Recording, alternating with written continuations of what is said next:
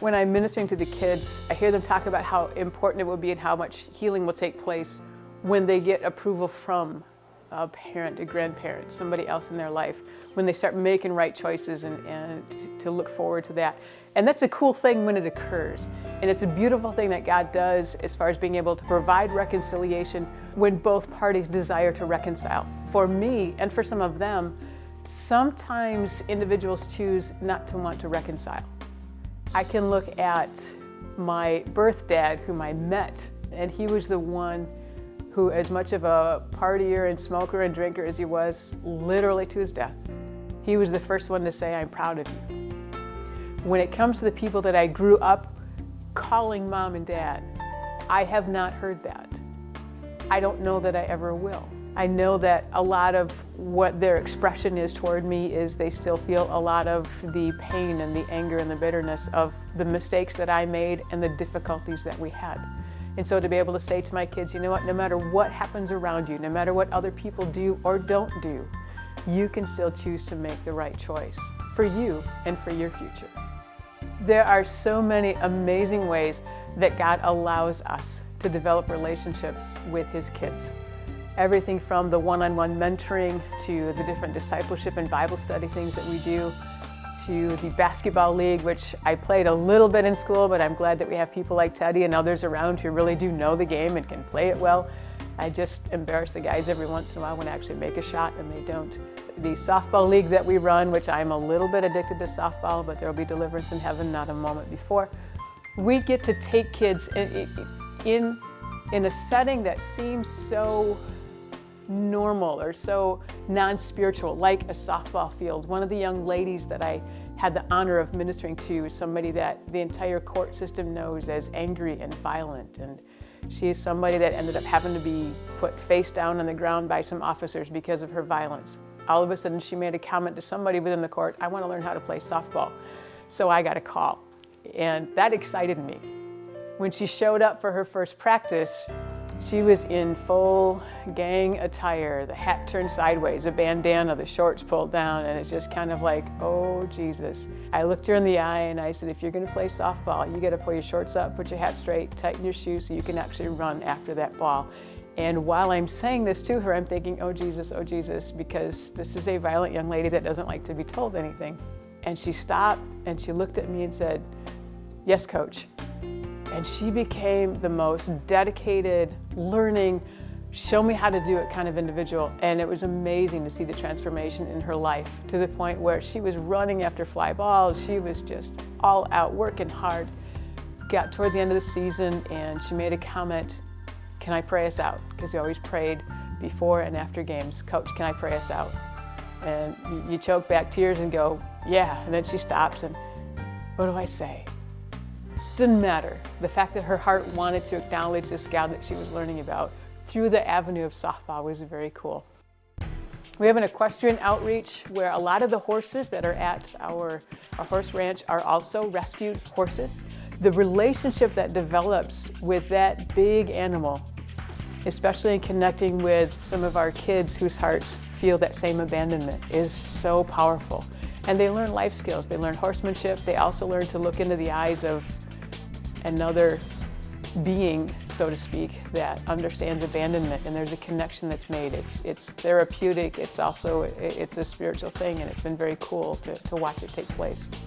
We have the privilege of working with different individuals to be able to house some of our kids. We have the Calvary House where we've got some young ladies learning independent living skills. I got a text from somebody that said, "Hey, thank you for helping me and my son." The beautiful thing about the text was I wasn't sure who had sent it. In other words, God has given us so many opportunities to help our young people that I wasn't sure at first where it came from, but after a couple more texts realized that it was a young lady that we had gotten to know when she was 12 or 13 and in trouble with the law, and now she's 20, 21, something like that, and has a son of her own and is learning how to teach him different ways than what she knew and what she knew growing up.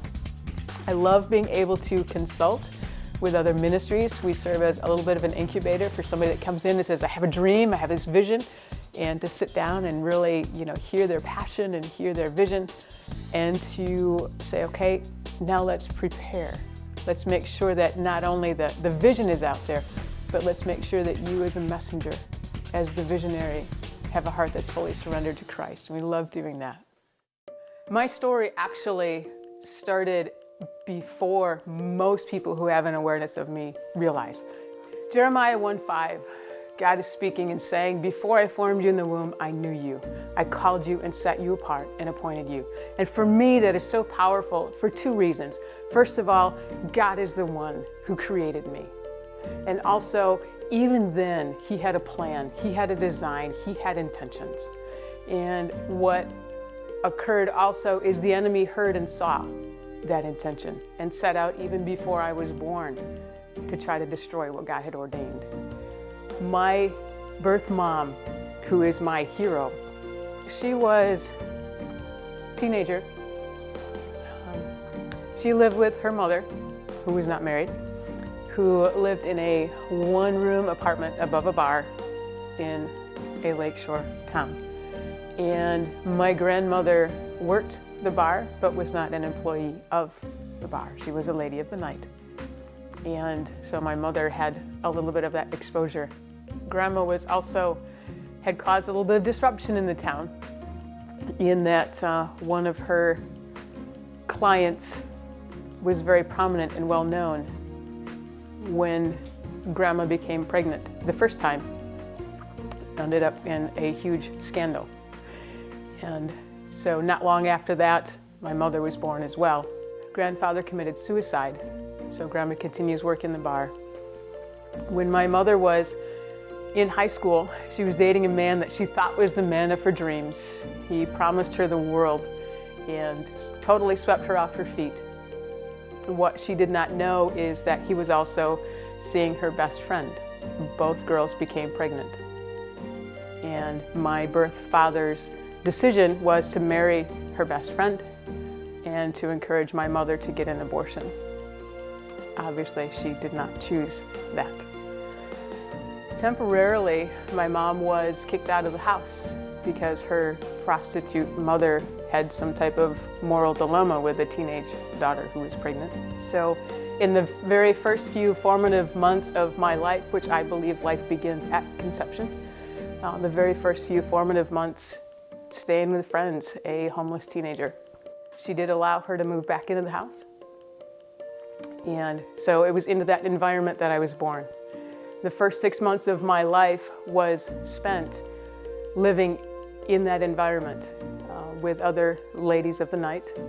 What they would do is when one was working, they would pass the baby around to be in different rooms because you really shouldn't be having a child while you're working in the room. There are certain images that I have in my mind, certain memories, certain pictures that if I sit still long enough, I can see. And the only explanation for them is that there were times when Grandma's work was taking place that I was actually in the room. When I was about 6 months old, somebody informed the state that, hey, there's a baby living in a not real safe environment. And no kidding. What the state decided to do is take me out of that home during the week, place me with a foster family during the week, and then back home on the weekend. The next week I would be with a different foster family, and then back home on the weekends. And if you think about it, the weekends were probably the busier time there at that particular location where I was back. There were a number of different times I'm told that my mom was unable or unwilling to come and pick me up from the foster home, so I stayed there for 2 weeks at a time. But there was about a 4-month period where I was at a different foster home during the week, back home on the weekend. So there was just an incredible amount of disruption that was taking place. At about 10 months of age, the state stepped in again and decided that this wasn't a real healthy situation. And so they placed me in a more stable foster home. My mother visited. The records that I have are of Mom and Grandma competing to bring gifts and then leaving. I am told it was at that home that my father, my birth father, saw me for the first and only time and saw me standing in a crib and then just walked away. He did not tell any of his family that he had a child. And it's interesting to see how the seeds of deception that we sow eventually come to the surface, and it played out in some unique ways over the course of the years.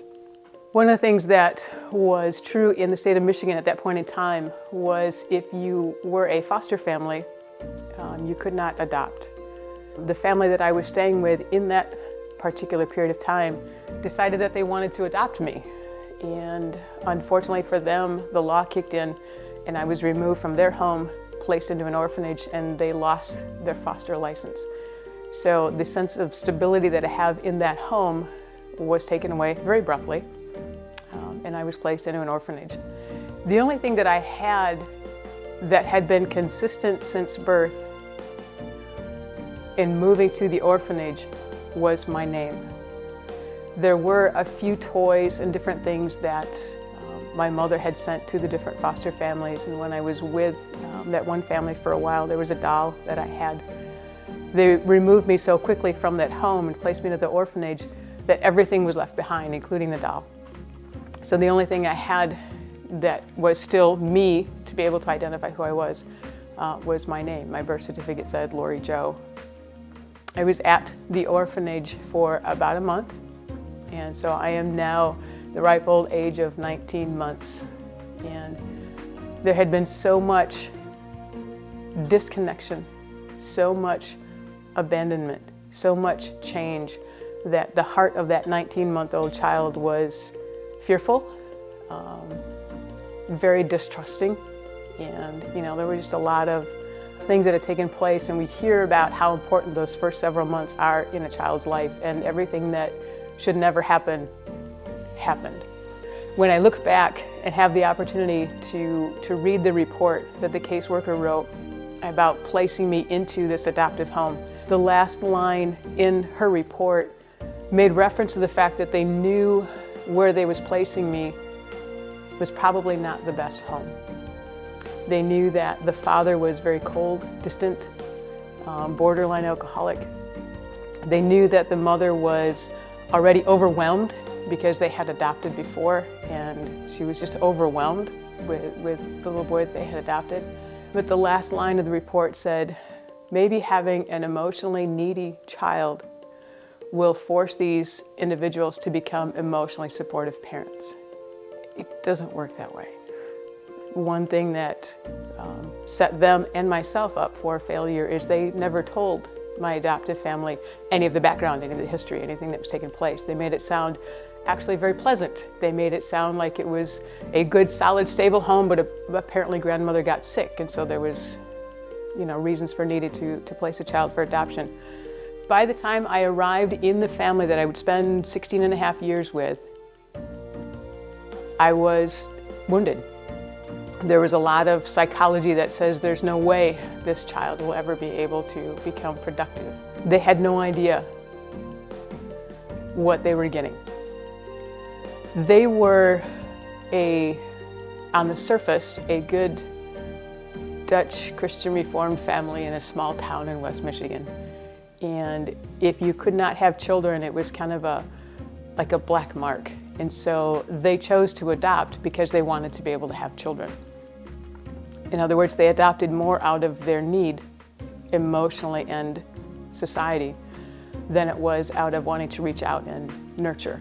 A year and a half later, after adopting me, they became pregnant with their own natural-born son. One of the earliest memories I have being in their home was the day that he was brought home from the hospital. I can remember being at my grandmother's house because we had stayed there while they went to the hospital. They spent a little bit more time in the hospital back then. I can see my adoptive mom sitting in a chair, dad standing behind her, holding their newborn son, and I remember him saying, "I'm so proud of my firstborn son." I can remember thinking, okay, well, what am I? Who are we? Because my older brother was there. I was not yet 4 years old, and I knew that I did not really belong in that family. Aside from that memory of hearing him say how proud he was of his son, and in a human sense, I can understand his pride. I can understand the feeling of, I do have a son, and I can understand those emotions. What I don't understand, and certainly did not understand, was the segment, the separation. This is our real son. These are not really ours. When I was born, my birth certificate says LoriJo. I was always called JoJo. We're not sure exactly who gave me that name. We believe it was one of the aunts. It might have been one of the other ladies of the night. We're not sure. But when I was placed into this adoptive family, they called me JoJo. All the early paperwork, it has JoJo on it. When they became pregnant, they wanted to name their son Joe. And I remember hearing them say, we couldn't have two Joes in the house. So they changed my name. To most, they just simply went by what was my birth name. To me, at 4 years of age, they took away the last thing that identified me. And so I had to relearn who I was. I have always been an incredibly driven, stubborn, put all kinds of names on it that you like. I used to pray that the Lord would take away some of the stubbornness. And He didn't take it away, but He did sanctify it. And when God gives me something that I believe is from Him, I will hold on to it, and I don't care what anybody else thinks, and I'm not letting go. When I was little and I had ideas, it was stubbornness, and I got into a whole lot of trouble. I remember before I turned 5, there was a certain toy that I was trying to figure out all by myself. My dad had gotten a little bit frustrated because him being the man of the house wanted to be able to explain how to handle it. In his frustration, he opened the front door to our house and hollered at a girl next door and said, hey, would you like this toy? Because Lori can't have it anymore. She's not behaving well enough. And so there was an incredible sense of shame that went with that. I have a tendency to ask questions and a tendency to go, okay, I hear that, I see that. Why? Why was not a welcome question? The predominant emotion that I remember growing up is incredible, intense pain where my heart is concerned and not having any idea why. In the sense of, I don't fit, I don't belong.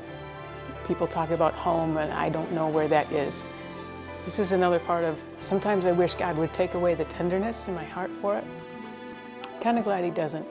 My heart breaks for those who do not have a place to call home. It's one thing to intellectually understand youth homelessness.